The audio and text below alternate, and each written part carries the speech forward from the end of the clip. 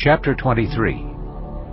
Then the whole assembly rose and led him off to Pilate.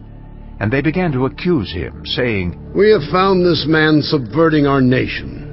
He opposes payment of taxes to Caesar and claims to be Messiah, a king." So Pilate asked Jesus. "Are you the king of the Jews?" "You have said so," Jesus replied. Then Pilate announced to the chief priests and the crowd, "I find no basis for a charge against this man." But they insisted. "He stirs up the people all over Judea by his teaching. He started in Galilee and has come all the way here."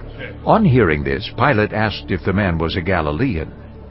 When he learned that Jesus was under Herod's jurisdiction, he sent him to Herod, who was also in Jerusalem at that time. When Herod saw Jesus, he was greatly pleased, because for a long time he had been wanting to see him. From what he had heard about him, he hoped to see him perform a sign of some sort. He plied him with many questions, but Jesus gave him no answer. The chief priests and the teachers of the law were standing there, vehemently accusing him.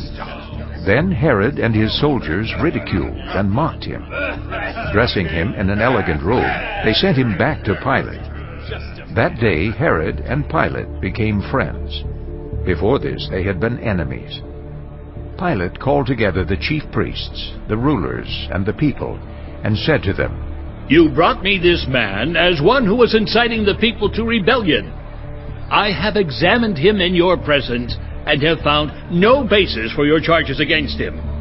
Neither has Herod, for he sent him back to us. As you can see, he has done nothing to deserve death. Therefore, I will punish him and then release him."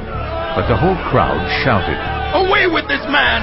Release Barabbas to us!" Barabbas had been thrown into prison for an insurrection in the city and for murder. Wanting to release Jesus, Pilate appealed to them again, but they kept shouting, "Crucify him! Crucify him!" For the third time he spoke to them. "Why? What crime has this man committed? I have found in him no grounds for the death penalty. Therefore, I will have him punished and then release him." But with loud shouts they insistently demanded that he be crucified, and their shouts prevailed. So Pilate decided to grant their demand. He released the man who had been thrown into prison for insurrection and murder, the one they asked for, and surrendered Jesus to their will.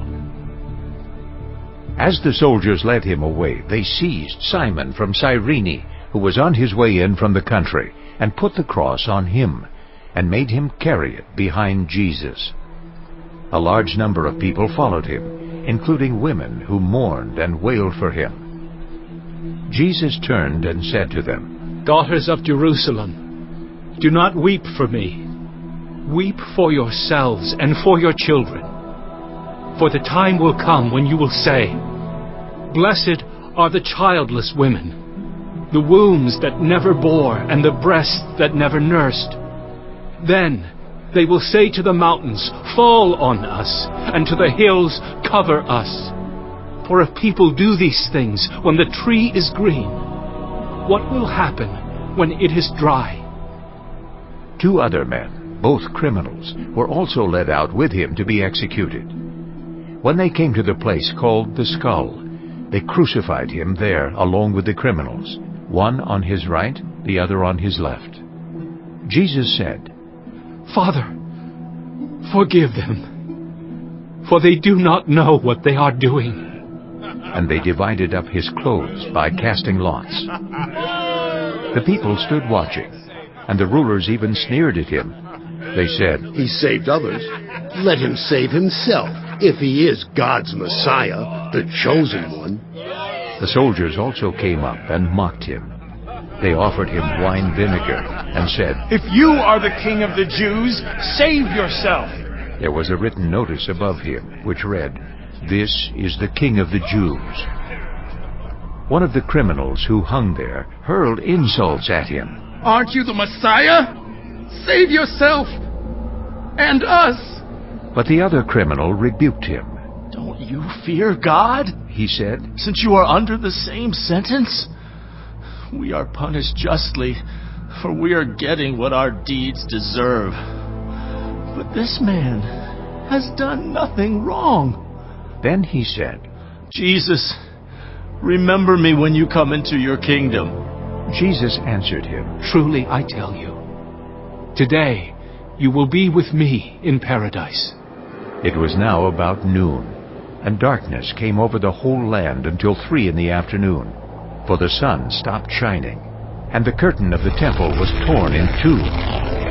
Jesus called out with a loud voice, Father, into your hands I commit my spirit. When he had said this, he breathed his last. The centurion, seeing what had happened, praised God and said, Surely this was a righteous man. When all the people who had gathered to witness this sight saw what took place, they beat their breasts and went away.